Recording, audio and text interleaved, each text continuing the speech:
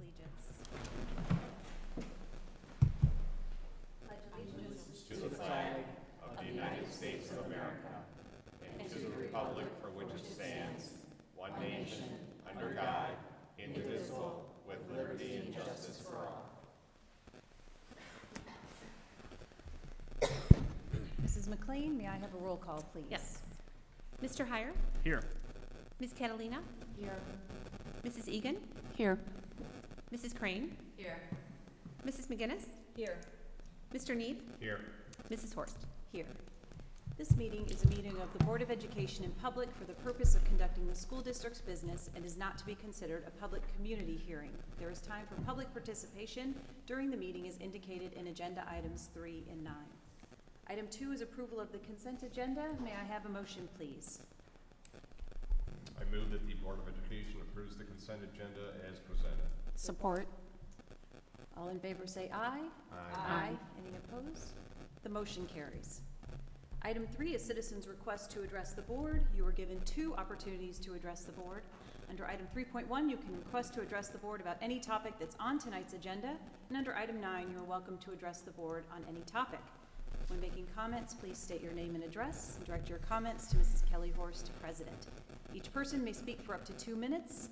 Per established procedures, the board will not respond to questions or interact with the speaker during public comment. And just to remind you in the audience, speakers are limited to those who follow the correct procedure, so please fill out the sign-up sheet as directed.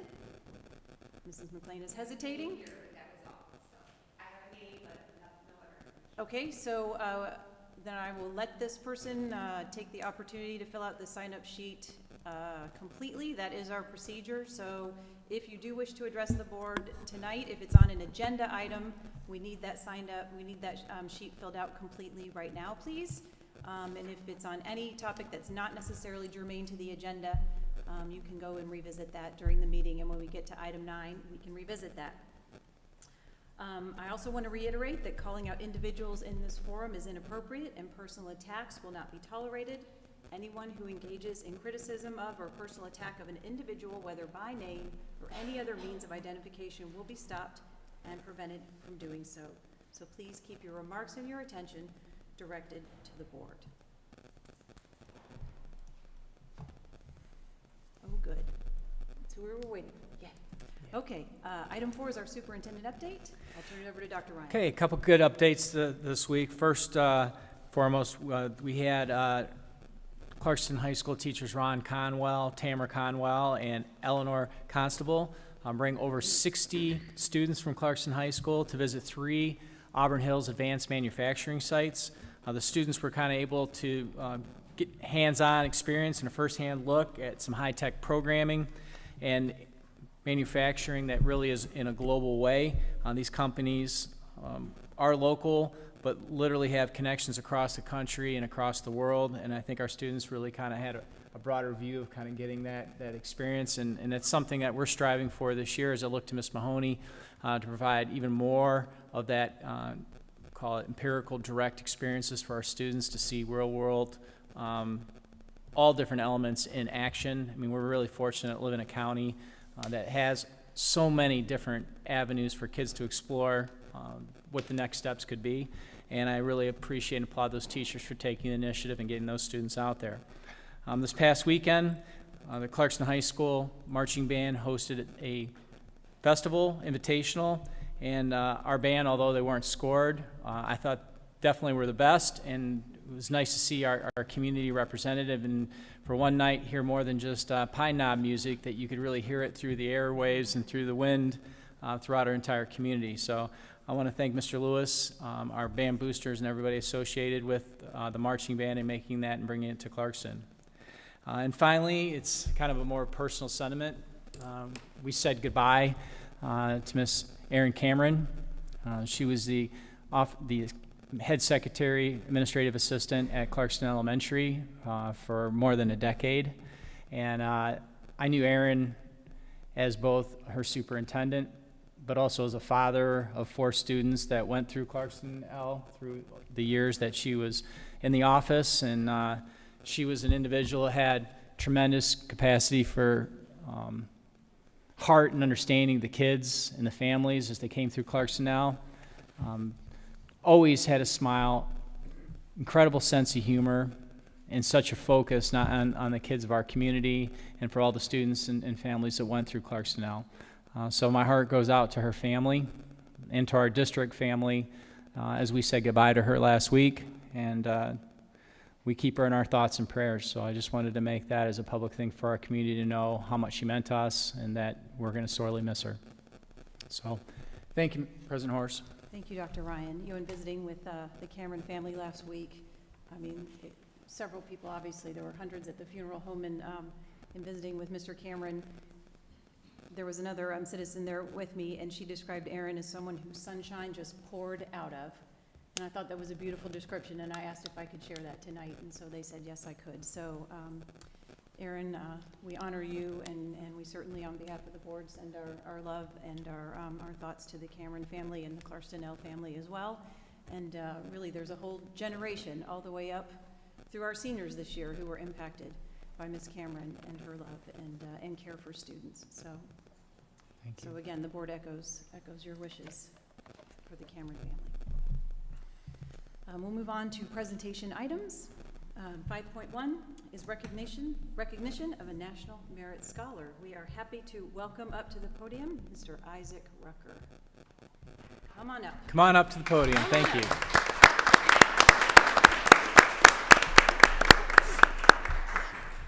Isaac, we're going to have you say a couple quick words, but I would like to give a little bit about you and for our audience. Yep, right there. Isaac's a CHS senior, has been named a National Merit Scholarship semi-finalist. The semi-finalists, representing less than 1% of high school seniors, qualify through scores on the preliminary SAT test. About 95% of them are expected to attain the finalist standing, of which they'll be notified in February, and about half of the finalists will win a National Merit Scholarship. And I can't say enough about what you've brought, the pride for our community, your drive towards excellence, and everything you've accomplished so far. We're so pleased to be able to recognize you this evening in front of our community. It's more than just here. This is on TV, so we broadcast this out through our community for many, many people that can't be here tonight. And I would say, Isaac, is there something you'd like to say in terms of your experiences or anything with respect to your accomplishment there? Well, I'd just like to say that I'm honored to be able to be here and to have this experience. And, yeah. Awesome. Well, we want to give you an applause, and we'd like to all come by and shake your hand. Yep, come on right through here.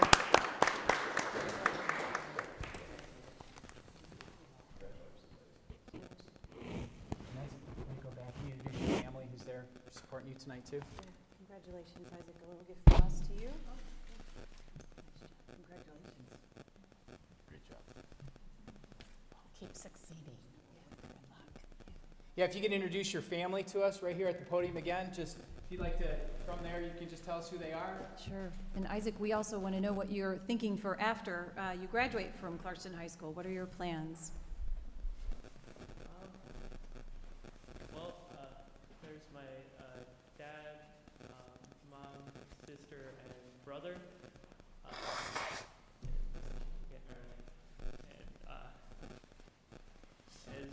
As far as plans beyond high school, I'm definitely looking forward to going to college. As of yet, I'm undecided on a number of things, but I'm sure whatever I do, I'll work hard at it. No doubt, no doubt. And you will have so many opportunities ahead of you. Congratulations, Isaac.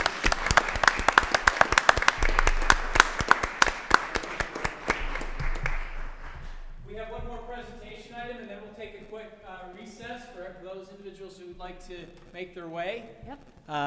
But we also have the pleasure tonight to recognize Anthony Anderson. Anthony, you want to come up to the podium? Come on up. Anthony. Let me be official. Let me be official. Okay, sorry. Item 5.2 on our agenda. Dr. Ryan stealing my thunder. My one job here. Recognition of Clarkston High School teacher Anthony Anderson, the Detroit Red Wings Teacher of the Month. Dr. Ryan, now it's back to you. Thank you. I get so excited for this part of our meetings. Anthony, only each have one month, job. yeah, really, 1 month. Stay in my lane. Each month from October 2022 to March 2023, one deserving teacher is recognized with the Red Wings Teacher of the Month Award. Fans may nominate a teacher who they feel had a significant impact on the lives of children in their community. Clarkston High School teacher Anthony Anderson was nominated by a friend and former colleague and was selected as the October Red Wings Teacher of the Month. Anthony will now be in the running for the Teacher of the Year award at the end of the season. Obviously very limited, only a handful of these given out this year. And then what an incredible honor for one of our high school teachers. Anthony, congratulations.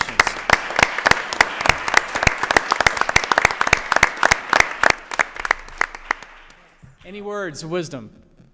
It's just exciting, you know, being a person that has grown up in this town and gone through the schools here and now currently works for the school to represent my community in a way, and also, you know, really hoping that come March, maybe I can lean on the Clarkston system to help vote me for the Teacher of the Year. And no, it's just really cool to represent the district, and I'm excited to spend the money on my classroom and really just my students are excited to see whatever's in store, and it's just a great experience. So thank you all, and also I want to congratulate Isaac again. I just think that's so awesome that he got that National Merit Scholar. So congrats to you and your family again. Excellent. All right, thank you. What an honor. If you would come, we'd like to shake hands with you, and then we'll take Madam President to recess.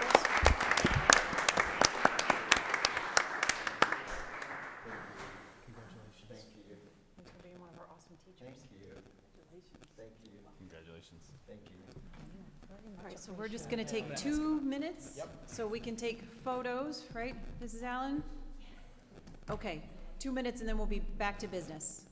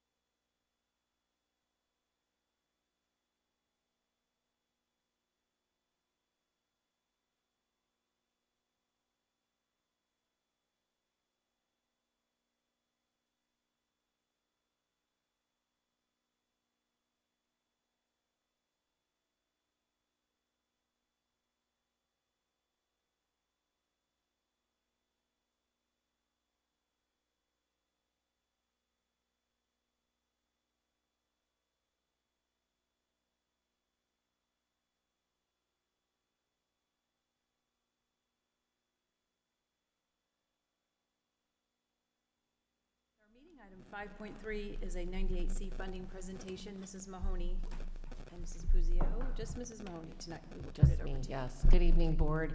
I'm here to ask for your support, approval to move forward in applying for a grant. It is called the 98C Learning Loss Grant. And this does come from our Governor's Emergency Education Relief, partnered with our ESSER 2 funding. ESSER 2 does point out 4 bullets that I want to go through in terms of how we're going to address learning loss. So to administer high-quality, reliable assessments, and these assessments, I believe, can identify kids that truly need an added support due to learning loss. The second bullet introduces this evidence-based activities, and so we're thinking about the type of instruction I think that is needed in terms of building these comprehensive needs for our students. The third bullet that's highlighted is information and assistance to parents and families, and so that the learning can also be partnered with our parents and community to support learning loss, as well as the last bullet, tracking student performance and engagement in distance learning. And so we wrapped our heads around, again, we don't know how much money is out there. We don't know how much would be given to us. But if we were to receive dollars, this is what we would like to put that towards. And so the expansion of K-12 summer programming, and we did start this last year. We would love to continue and keep this going. We had a June session at the elementary as well as an August session. Both sessions looked different. Our June session was more of a platform to build online learning, and so students could take their device home and work with parents throughout the summer just to keep learning alive throughout the summer months. In August, we brought kids in. We'd like to continue that. We held it at 2 sites. We would love to expand that at even more elementaries and to invite more kids to experience small group instruction led by our teachers. Field trips were included. We would love to continue that to give kids an outside experience, whether it be at our farm, at our pond, at a local park, but just to engage kids in hands-on learning. We also brought our secondary learners in for summer programming where we looked at credit recovery, and all of this we would love to include transportation. After school, programming, we really want to zoom in, I think, on our title buildings. We'd love to start with North Sash Elementary and offer intervention work after school, and this might include just deeper hits when it comes to literacy and math, and thinking about transportation, thinking about feeding our children for an after-school programming.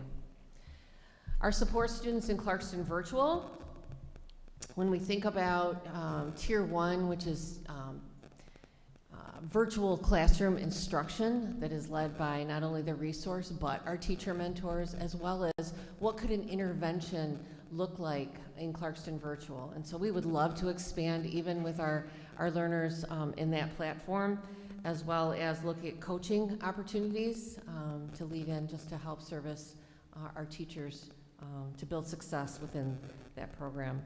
We also think about that third bullet with students in Clarkston Virtual. Could we offer after-school programming where students could come in, work with a teacher for credit recovery through Clarkston Virtual? And again, if transportation is needed, we would certainly love to provide that. And so just thinking about after-school programming through Clarkston Virtual. And the last is just to continue and provide tools to engage our parents with student learning and providing resources that they could possibly engage, even utilizing our one-to-one device. And so those are I think the ideas that we would love to move forward on if we were to be granted in receiving dollars for 98C. And I'll just add on, this to me is more of a presentation of an outline this evening, more than it is any type of plan. I know our board is very used to us going to ad nauseum sometimes, a level of detail to see what we can do in terms of applying for supporting learning. In this case, the state has put this out there as a broader potential program. They have not provided the details and actually the execution or the requirements, but one of the requirements to apply for it even is to do a presentation to the community in this format. That's why we're here this evening, so that we can check the box to then continue to push forward. It would be my goal that if we were awarded a grant in this area, we would first look at the magnitude of what the resources provided, develop a plan around that, come back to the board. We'll present to you when we have those details and give you the kind of execution strategy. So it's kind of more of a teaser tonight, more to come. Any questions or comments from the board? I would just like to say that with additional funding like this, it's great that we're on top of it and we're able to seek that out. I think as I read through the slides and listened to Mrs. Mahoney, I think it's great that we're doing all of the things that we need to do to support our kids anyway, irrespective of additional state money. It would be great if we could do more of what we're doing, but it's not like these are radically different ideas that we've never touched on or haven't done. I mean, how many times did we say we'd like to do more of that, or we'd like to involve more kids, or we want to expand it? And I think that goes to show that we really are student focused and getting every kid specifically what that kid needs to be successful in Clarkston. I think this goes right into our system of supports, and if we could use this money to do more of what we're already doing, I think that makes it even more powerful rather than some sort of ancillary kind of deal that's trying to help. I think the fact that it's more mainstream to what we're all about, what we're doing, makes this definitely a good thing to pursue. Very good. Oh, yeah, and I'm all for pursuing it. I find the process a little bit strange, but that's the state's process, so they want you to tell us that we want to pursue it. They want us to come up with an outline, then we have to apply for the money, which they may or may not give us, and we don't know what amount. So what you're sharing with us tonight may be completely unrealistic if they come back and they say you only get this much money. That is It's correct. a very strange process. We had to but present by October 30th to the board, so. We're kind of that- used to dealing with strange processes when it's driven that way, but I'm absolutely all for pursuing the grant, absolutely. Any other comments or questions? All right, so we have consensus from the board for the district to move forward. Okay. You have your consensus. Thank you. No? Thought I heard something else. We're good? Okay, thank you. All right, we'll move on with action items. 6.1 is approval of personnel changes. May I have a motion, please? I move that the Board of Education approves the personnel changes as listed on the attached sheets. Support. Any comments or questions from the board? So, Dr. Ryan, the only item of note here that, concerned me a little bit was seeing that we lost a literacy coach and knowing how much progress was made over the last year, with our focus on our interventionists and our coaches. Could you just let us know kind of what our plan is for moving forward to support that building right now in the interim, or how we're going to ensure that we don't hit any roadblocks there since we're making so much progress? Absolutely. Kelly Huila, our literacy coach at Clarkston Elementary, took a position for Saginaw ISD where she'll be coaching coaches, and just super happy for her to move forward. So we did go through an interview process. We have hired Gail Bacon. She is a former Clarkston Elementary teacher. She's currently acting as a literacy interventionist at Pine Knob. And so we are going to be very thoughtful in terms of how this transition is going to occur. So Megan Brazier, our subject area coordinator for elementary literacy, is going to partner with Gail in terms of filling that role at Clarkston Elementary. We have posted the interventionist position now at Pine Knob. So we're going to fill that position. We want Gail to remain in the intervention role and possibly 3 to 4 days a week, and possibly pulling her 1 to 2 days to come over to Clarkston Elementary to help teachers in terms of that role. We know that to fill the intervention role might mean to pull a teacher from a classroom, possibly, and so it's a somewhat of a domino effect, but we're going to take our time, be very thoughtful, and do the best job that we can to hire the best for these positions, and we're going to be okay. Okay. All right, thank you. Any other comments or questions from the board? All in favor say aye. Aye. Any opposed? The motion carries. Item 6.2 is approval of the ITV Video Board appointment. May I have a motion, please? I move the Board of Education approves the reappointment of Leanna Hahn and the new appointment of John Barry to the ITV Video Center Board to serve each a 3-year term as presented.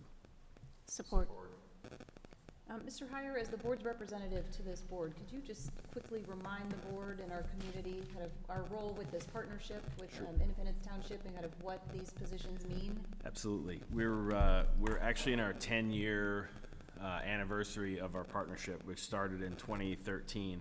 It started with an intergovernment agreement that we entered into with Independence Township, and it was funded by a capital lease that the township entered into with the school district. So funds would transfer from the township to the school district each year. Township would pay for it with PEG fees. PEG fees are from traditional cable company that has been around forever. If you paid attention at all, you know that traditional cable is not something that's growing at the moment, and so PEG fees have decreased over the time period that we've been entered into with this agreement. That's something that we'll have to deal with in the future, but that's the primary source of funding. The township, as part of this agreement, agreed to employ a station manager. School district agrees to employ a video center manager. So we each pay for those positions out of our respective general funds, and then we set up a special revenue fund that you'll recall from our annual budget approval and audit and financial reports, where the money flows into the special revenue fund that has its own fund balance. And during the whole concept of partnering is that we could use the same equipment in the same studio during the day. It's Clarkston Community Schools educational use. In the evening, the community can use it as its public access TV studio. So it was a great partnership, great use of space. We certainly don't need 2 TV studios in the community. And it's interesting, over the years, the program is less studio-based and more versatile in that you can go out and record things anywhere using technology and equipment. It doesn't necessarily need to be in a studio. I mean, and so our folks have, recorded certainly township and school board meetings that have a physical location, but sporting events and community events, a lot of things in the community that you'll see via YouTube, on public access TV, streaming, a number of different ways to pick it up have all been there. So it's been a great community event. The fees that are in the special revenue fund, if they exceed a certain amount, you will recall approving large equipment purchases as a school board, as bigger pieces of equipment need to be replaced. And then we've had employees as well, in addition to those 2 positions I mentioned that we each fund. We have additional employees that fill various roles depending on who we have at the particular time to do that, and they've changed over the years. Clarkston Community Schools is the fiduciary, so it runs through our budget. The video center board really is there as an advisory component. So the video center board kind of oversees the operations, makes sure things are going well, almost acts as a committee of the school board to a certain extent, where those folks really need to understand what's going on in the video center board and what we're doing there, and recommend back to the school board, hey, this is the equipment that we should buy. It is within our 5-year capital plan. This is a position we should hire, those kinds of things. And so when we started this, relations with the township were kind of in a different place than they are now. We started this, and it was a brand new venture for us. I mean, we really didn't know if it was going to work. And so we entered into it with, a lot of detail to it of exactly how it was going to go. We wanted to have a balance of representation, and that's where, the township appoints a member of the township board and 3 community members. The school district appoints a member of the school board and 2 community members, and that's the way it's been.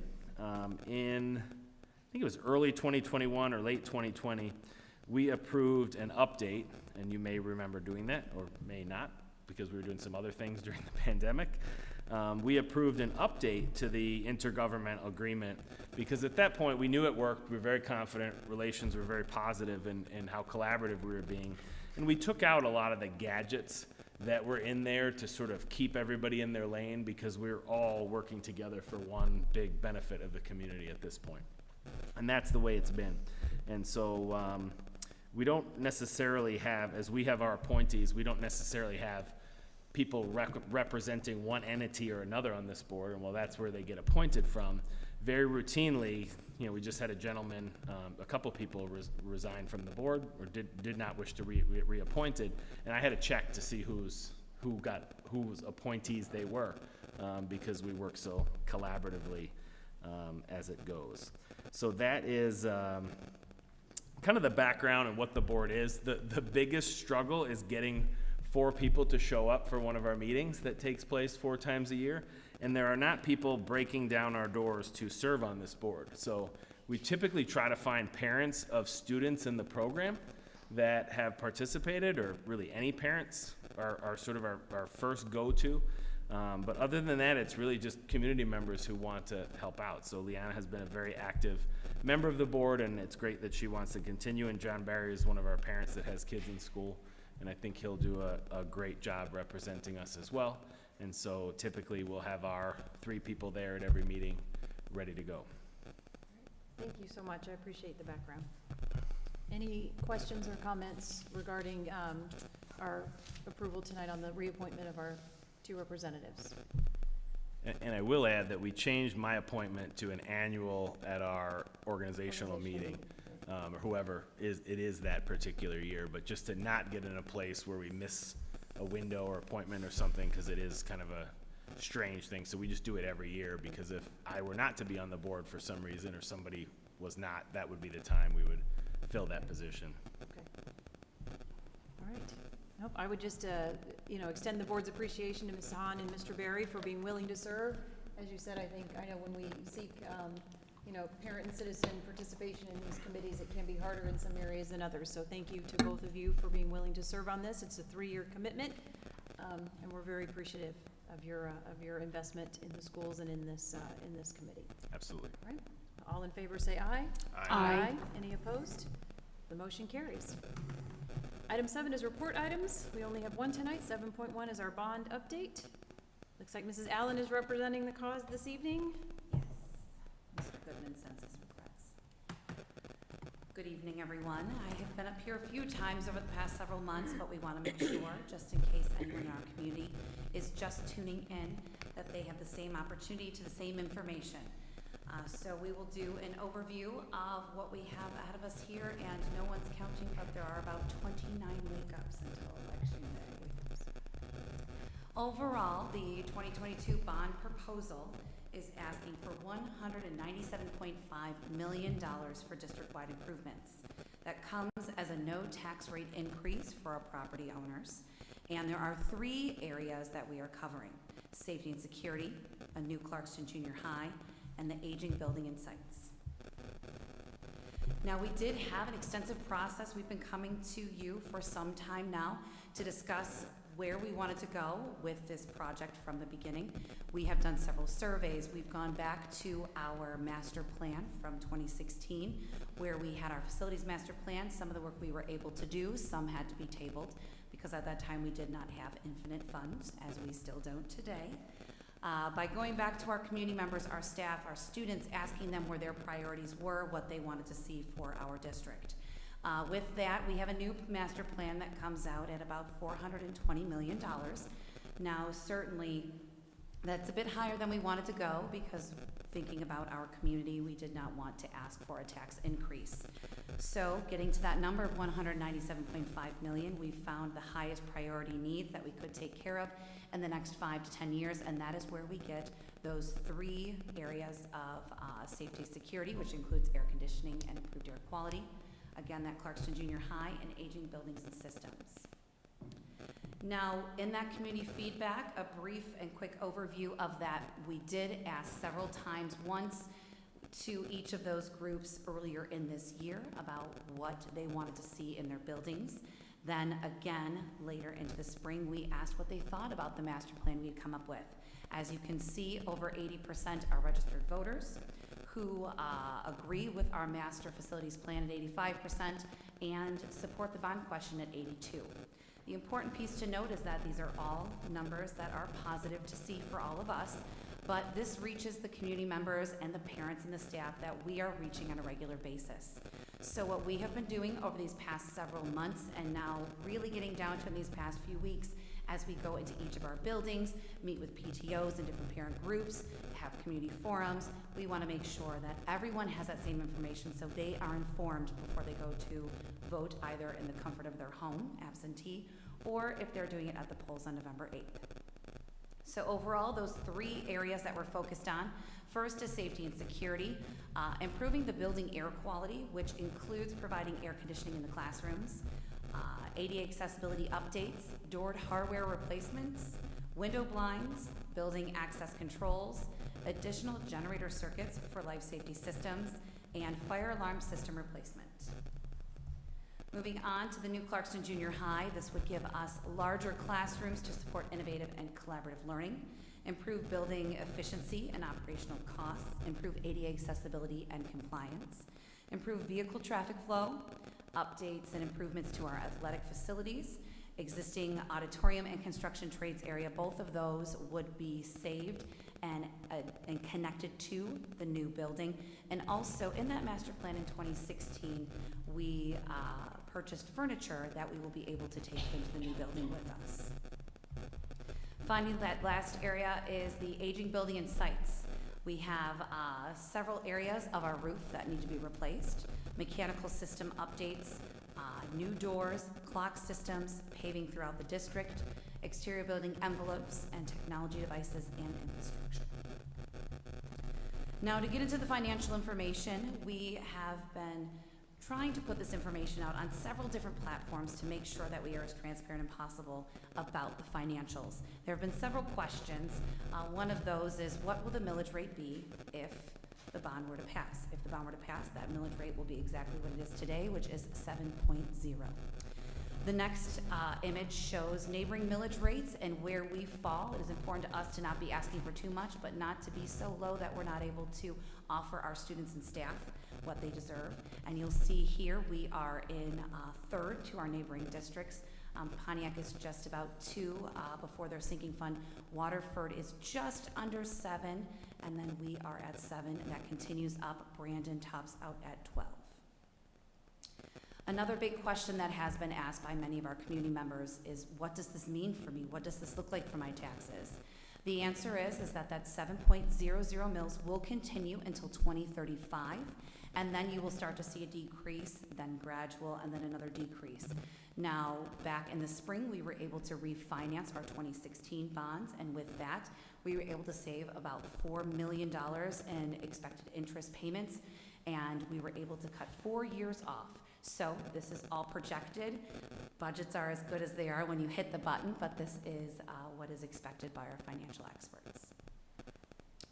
Now, voting information. Some of you may already have your ballots sitting on your desk. Some of you may have already turned them in. Absentee is open as of the end of September and stays open through Election Day. You actually can take your absentee ballot straight to the clerk's office on Election Day. You do still have time to apply for an absentee ballot, and you can also be sure to, it's October 24th, sorry, looking all up there. October 24th is registration if you want to vote overall. Election Day, November 8th.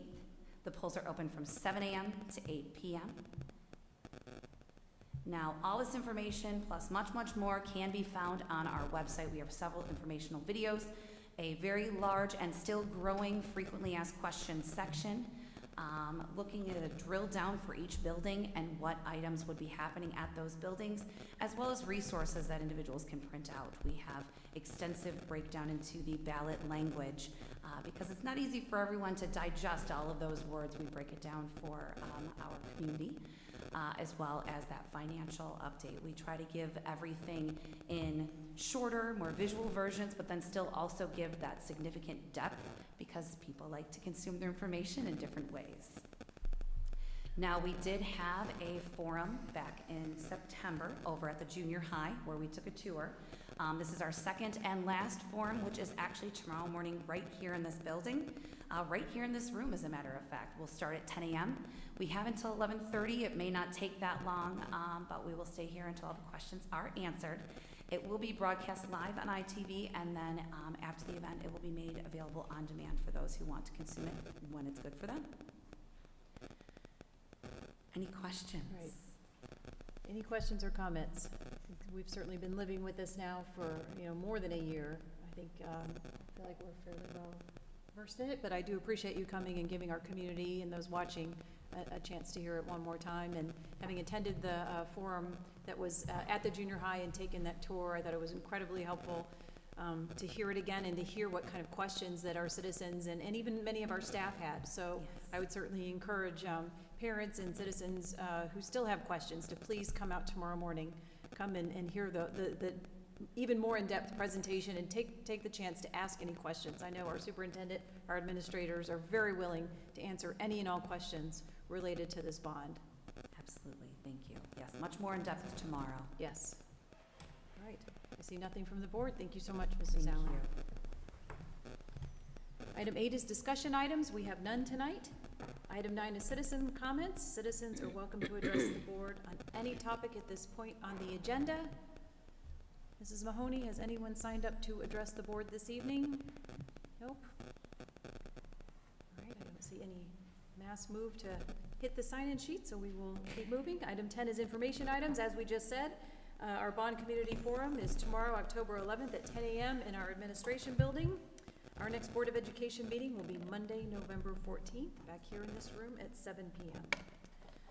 Item 11 is a closed session for negotiations discussion. May I have a motion, I please? move the Board of Education goes into closed session for the purpose of collective bargaining, negotiation, discussion.